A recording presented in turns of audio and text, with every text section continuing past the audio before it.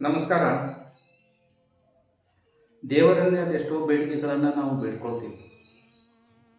ಭಗವಂತ, ನನಗೆ ಈ ರೀತಿಯಾಗಿ ನೀನು ನನ್ನ ಕರುಣಿಸು, ನನ್ನ ಬಯಕೆಗಳನ್ನು ಈಡೇರಿಸು ಅಂತೇಳಿ ಆ ಭಗವಂತನಲ್ಲಿ ಅದೆಷ್ಟೋ ಬಯಕೆಗಳನ್ನು ಬೇಡ್ಕೊಳ್ತೀವಿ, ಭಗವಂತನ ಮುಂದೆ ಇಡ್ತೀವಿ. ಆದರೆ ನಾವು ಕೇಳಿಕೊಂಡಂಥ ಎಲ್ಲ ಬೇಡಿಕೆಗಳು ಪೂರ್ಣವಾಗುವುದಿಲ್ಲ. ಕೆಲವು ಆಗ್ತಾವ, ಕೆಲವು ಆಗಲ್ಲ. ಯಾಕಂದ್ರೆ ಅದಕ್ಕೂ ಒಂದು ಕಾರಣ ಅಂತ. ನಾವು ಏನು ಕೇಳ್ಕೊಂತೀವಿ ಅದೆಲ್ಲ ಭಗವಂತ ನಮ್ಗೆ ಕೊಡೋದಿಲ್ಲ. ಯಾಕೆ ಕೊಡೋದಿಲ್ಲ ಅಂದ್ರೆ ನಮಗೇನು ಬೇಕಾದಾಗ ನಾವು ಮಾಡ್ಕೊಂಡು ಹೋಗ್ತೀವಿ, ಕೆಲಸಗಳು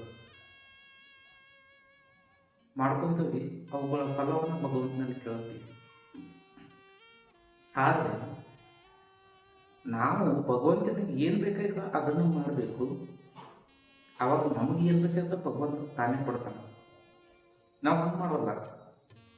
ನಮ್ಮ ಮನಸ್ಸಿಗೆ ಹೆಂಗೆ ಬರ್ತದೆ ಹಂಗೆ ನಾವು ಇರ್ತೀವಿ. ಆದ್ರೆ ಫಲಗಳು ಮಾತ್ರ ಚಲೋ ಕೊಡಬೇಕು. ಭಗವಂತನಿಗೆ ಏನು ಬೇಕಾದ್ರೆ ಅದನ್ನು ನಾವು ಮಾಡೋದಿಲ್ಲ.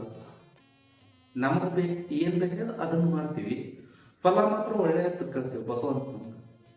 ಹೀಗಾಗಿ ತಾಳಮಗಳ ಇಲ್ಲದ ಸಲುವಾಗಿ ನಮ್ಮ ಬಯಕೆಗಳು ಪೂರ್ಣವಾಗ್ತಾ ಇಲ್ಲ. ಈ ಬಯಕೆಗಳು ಅಪೂರ್ಣವಾಗಲಿಕ್ಕೆ ಕಾರಣ ಏನಂದ್ರೆ ಭಗವಂತನಿಗೆ ಏನು ಬೇಕು ಅದನ್ನು ನಾವು ಮಾಡ್ತಾ ಇಲ್ಲ.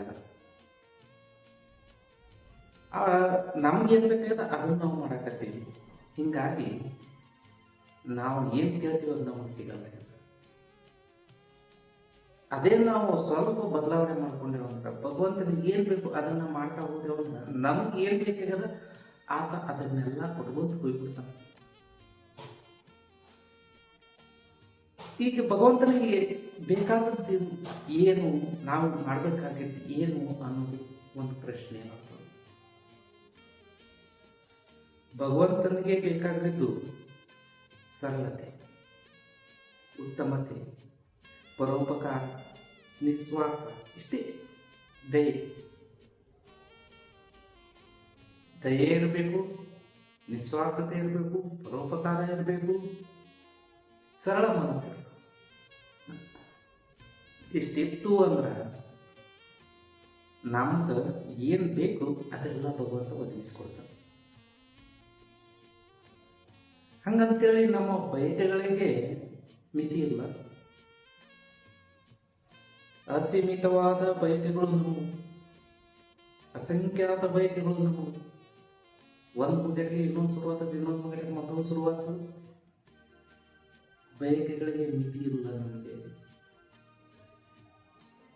ಯಾವಾಗ ನಮ್ಮಲ್ಲಿ ಈ ಭಗವಂತನಿಗೆ ಏನು ಬೇಕಾಗಿದೆ ಅದನ್ನು ಮಾಡೋದು ಶುರು ಮಾಡ್ತೀವಲ್ಲ, ನಮ್ಮ ಬಯಕೆಗಳು ಕೂಡ ಮಿತಿಗಳು ಪಡ್ತಾವೆ. ಅಲ್ಲಿ ಬಯಕೆಗಳೇ ಉಳಿಯುವುದಿಲ್ಲ. ನಮ್ಗೆ ಏನು ಬೇಕಾದದನ್ನ ಭಗವಂತನೇ ಕೊಟ್ಕೊಂತ ಹೋಗ್ಬಿಡ್ತಾನೆ. ಯಾಕಂದ್ರೆ ನಮ್ಮಲ್ಲಿ ಬಯಕೆಗಳೇ ಉಳಿಯುವುದಿಲ್ಲ. ಕೇಳಬೇಕಂದ್ರೆ ಒಂದು ಬಯಕೆನೇ ಇರಲ್ಲ ನಮ್ಮಲ್ಲಿ. ಯಾಕಂದ್ರೆ ನಾವು ಭಗವಂತನ ಸ್ವತ್ತಾಗಿರ್ತೀವಿ, ಭಗವಂತನಲ್ಲಿ ಸಮರ್ಪಣೆಯಾಗಿರ್ತೀವಿ, ಭಗವಂತನೇ ಆಗಿರ್ತೀವಿ. ನಮ್ಮಲ್ಲಿ ಬಯಕೆಗಳು ಇನ್ನೂ ಉಳಿದವಂತಂದ್ರ ನಾವು ಇನ್ನೂ ಪರಿಪೂರ್ಣರಾಗಿಲ್ಲ ಅಂತ ಅರ್ಥ. ಮೇಲಿನ ಬಯಕೆಗಳು ಸಹಜ, ಅದು ಬೇಕು. ಆದರೆ ಆ ಬಯಕೆಗಳ ಜೊತೆ ನಮ್ಮ ಸಂಬಂಧ ಎಷ್ಟು ಘನಿಷ್ಠವಾಗಿದೆ, ಎಷ್ಟು ಮೇಲ್ ಆದ ಅನ್ನೋದು ಮುಖ್ಯ ಆಗ್ತದೆ.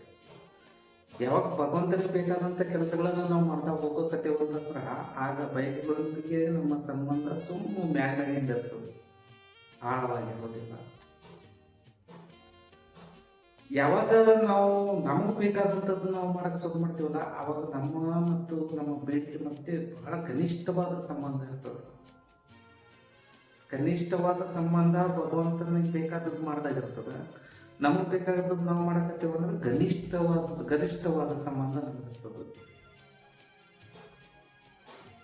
ಬೇಡಿಕೆಗಳ ಜೊತೆ, ಬಯಕೆಗಳ ಜೊತೆ. ಬಯಕೆಗಳು ಹೆಂಗದವಂದ್ರೆ ನಮ್ಮನ್ನ ಅವು ಕೈ ಹಿಡಿದು ಮುಂದೆ ಕರ್ಕೊಂಡು ಹೋಗ್ತಾವ, ನಮ್ಮನ್ನು ತುಳಿದು ಬಿಡ್ತವೆ.